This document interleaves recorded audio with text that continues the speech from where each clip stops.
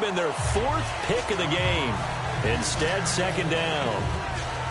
Well, an incomplete pass certainly doesn't look like a good play.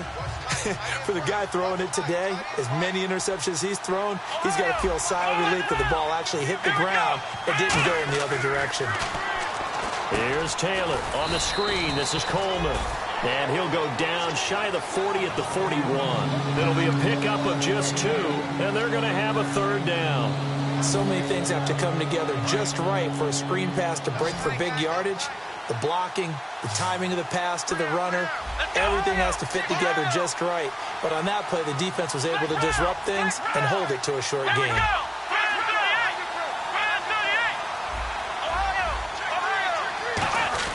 On 3rd down, Taylor. He's got time. Oh, he almost intercepted it. They're just forcing it into too many tough spots. That was almost a 4th pick of the game. And now 4th down. So on 4th down, out trots the kicker in a big spot here. This for a 4th quarter lead.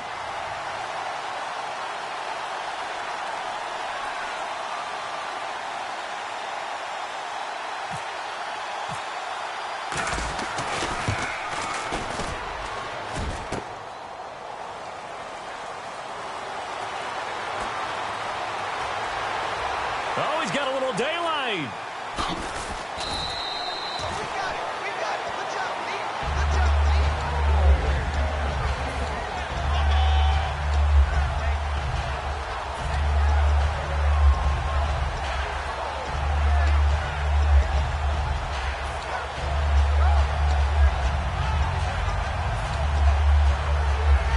Really nice starting field position here for the offensive unit. So the D-line's going to spread out.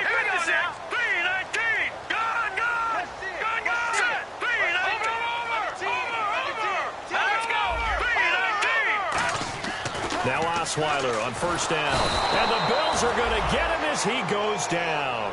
Reggie Ragland coming on the blitz. He gets him for a loss of 7.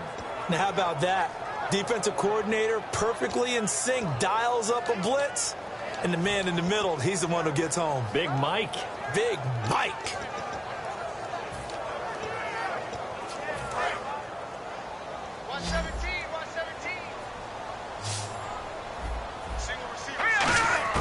On 2nd down, here's Osweiler. That is incomplete. That's just flat out a terrific play because it's rare that you see a hitch route batted down. That means someone read that one really well and was right on the spot when the ball got to the receiver. Let's go. 3rd and long. It's Osweiler. And look at this. They get the turnover they needed. It's intercepted. Picked off by Duke Williams. And his guys are going to get the football at the 28-yard line.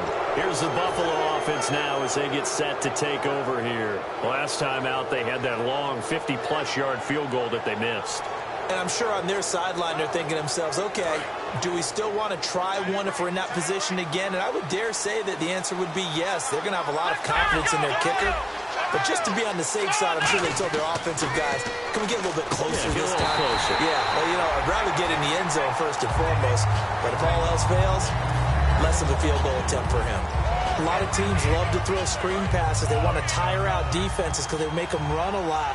But there are a lot of moving parts on a play for an offense when they call that one. Because you got the linemen that have to move. You have the wide receivers have to get out and vacate. You got the running back that's got to make a little fake and then get out to the route. Of course, the quarterback, he's got to hold in there and know he's probably going to take a big hit before he lofts the screen off to the back. Why didn't he catch it? That's all he needed to do for them to be successful. There's a good pitch to the tight end, and I think that we're looking at something out of central casting, frankly. Absolutely. I mean, size, the hands. Speed. I mean, can flat out run. You put that whole package together, you light up the eyes of an offensive coordinator, don't you? And this is caught. That's Watkins. Going to give him 12 yards and a 1st down. I don't care how many times we see it. I still get a kick out of watching quarterbacks and receivers do the pass tree in pregame warm-up. But I always remember that when we go to practices, we see that after practices as well. They really tune it up, don't they? They tune it up. They know why they do it for these situations. 1st down. And they build that trust, and that's why they're able to find him in this type of a situation. They'll run it now out of the gun. Looking to find a lane, but he can't. Reined in at the line of scrimmage. It's a loss of a yard there, and now second down. The evaluation process in today's NFL does not take into account as much bulk as it does speed, and that's what we're seeing with the linebacker position. Those guys that can run, they can play at any spot because they can make plays on the opposite side of the line of scrimmage. Over the middle and caught by the tight end Clay. 12 yards there as they move the chains. When you execute a drag or a crossing route really well and give them a chance to let it develop a little bit, you can gain some significant yardage hitting your tight end on that one. They'll run it now out of the gun. You can't bring him down. The weight room does work. And he'll get inside the 40 to maybe the 38-yard line. 3 yards on the pickup there, and it'll be second down. Boy, where would these guys be without his performance on the ground? That puts him over 100 yards now for the afternoon, and I tell you, he seems to be getting stronger as the day goes along. They'll come out in the pistol. Again, we'll see the pistol here. Taylor over the middle, and it's incomplete. Whenever they're trying to attack a zone defense, you're trying to figure out where your gaps are going to be. And depending on what type of zone they're playing, it could be on the outside, it could be in the middle, it could be in the seams, in the edges. In this case, they tried to attack the middle of the field, but this zone defense didn't allow it because they were able to see the ball come off the quarterback's hands, and everyone was able to react to the football and knock it away. Now it's Taylor. Got a man, and he hits him in stride.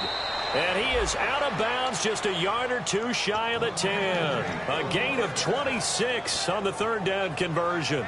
Did you see that route the way that I did?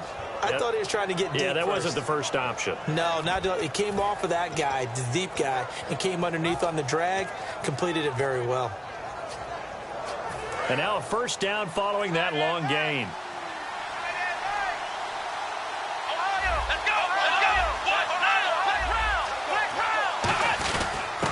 They'll give it to him right up the gut. And he'll get this one down to about the 10-yard line. 2 yards on the pickup there. It'll be 2nd and 8. That's a good play by the guys on the defensive side of the ball. Held him to a gain of 2. And that changes the playbook a little bit now for the guy calling plays. 2nd and 8. Now he's got to probably think about going to the air instead of maybe staying with the ground game. Here's Taylor to throw. This will be caught just inside the 10. Now we're going to get a timeout here called by the Patriots. It's just their first. They'll be down to 2 remaining as we step aside here in the fourth quarter.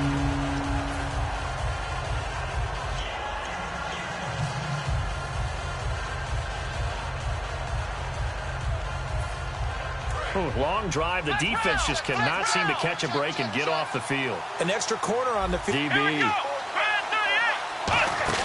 They'll run it now. And he fights his way into the end zone for a Bills touchdown. Tevin Coleman with touchdown number 8 on the year. And the Bills have taken the lead here in the fourth quarter. Here we go now as we get set for 8. On the outside, they're playing press coverage. Taylor going to throw. And it is incomplete, so they can't convert for 2. And now the lead stays at 5. The kickoff unit is out on the field, and they will send this one away. This is fielded a couple yards deep. And he'll be brought down at the 23, make it the 24-yard line.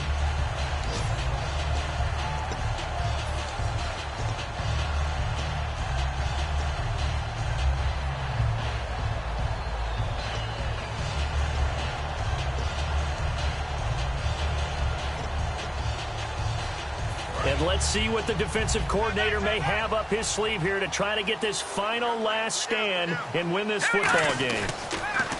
They go back to the air here after the INT on the last drive. Smith catches left side. 22 yards on the pickup there. And it'll give the Patriots a first down. Well, even after all those interceptions, he's not deterred, still confident to go deep at work there. I think all the old rules about playing that position still apply. If things go wrong, you still act like you're the best player out on the field. You still carry that supreme arrogance with you and continue to fire the ball. I've seen guys have games like this, and this is where you find out if you're great or not. Can you overcome some interceptions and still lead your team to victory? Possible run anticipation here as the D-line sandwiches together. They'll throw on first down with Osweiler. Over the middle, that's caught by Hogan. That one good for 16, and the drive will continue. Well, clearly one of his advantages as a passer is his height. Sit back in the pocket, fired over the middle. That makes things tougher defensively, doesn't it? It really does, because your goal is to move the quarterback off his initial spot when he gets his drop back completed. But when you have that type of height, he can stay in there if he's willing to take the hits and just fire over the top, which saves him time and actually completes a play a little bit quicker than it normally does. And now off to the races, down the right side, and all the way in. Touchdown, New England. Hakeem Hunt, his first touchdown on the year. So now a big spot for the Pats as they'll go for 2. And the Patriots have moved out in front here in the fourth quarter. That's caught at the 1. And he'll get into the end zone. So now a field goal would only tie as they've upped their lead to 3.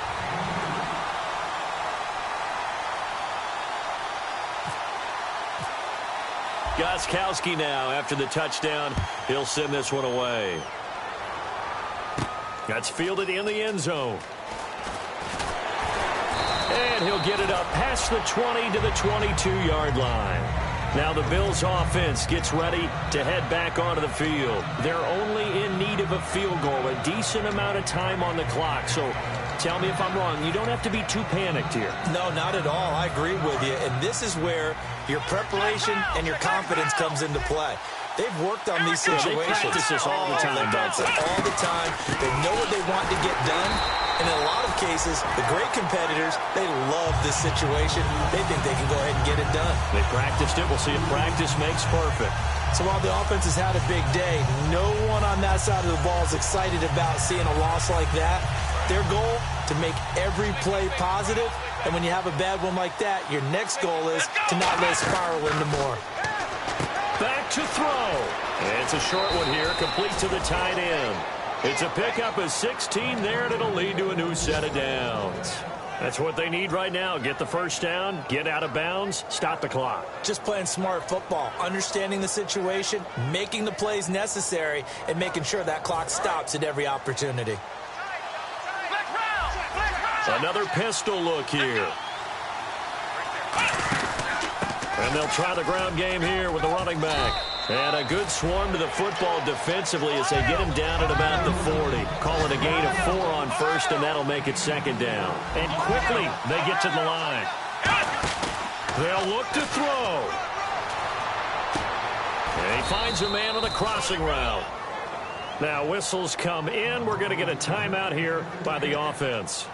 It's just their first. They've got 2 more to use here in the final stages.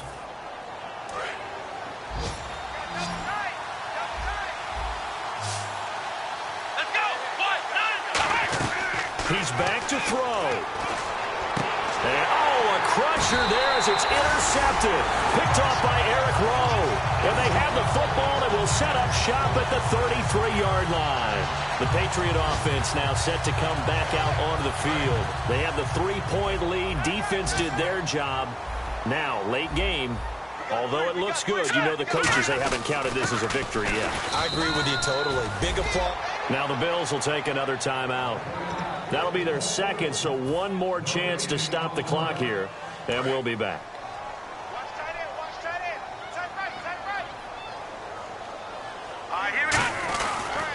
They'll run again with Hunt. And some room to roam now. And nothing but daylight ahead. And he's across for the touchdown. And in the final minute, that should just about seal it. And that touchdown should make you feel comfortable. But do you really feel like it's totally over yet? Not totally, but I think you're pretty much there. Yeah, you still got to make sure you stay with it, do all the right things down the stretch, especially on defense. But that touchdown there, you've got to feel good about your chances. That'll be taken in the end zone. And he will be brought down here at about the 17-yard line.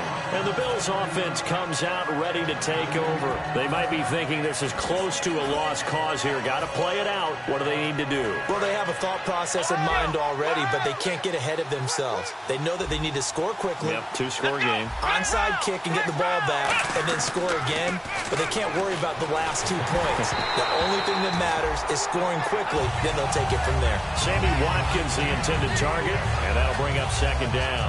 The good signal callers would never go back in the huddle and play the blame game because they need those guys to protect him. But on that last one, his offensive line, they lost their leverage very quickly, and that's why they were able to get to him and hit him as he tried to throw the football and force an incompletion. And this is intercepted, and that should do it. Picked off by Super Bowl 49 hero Malcolm Butler. So the Patriots coming out now. Only one timeout defensively, so this should just be a simple kneel down. I agree totally. I looked at my time management chart.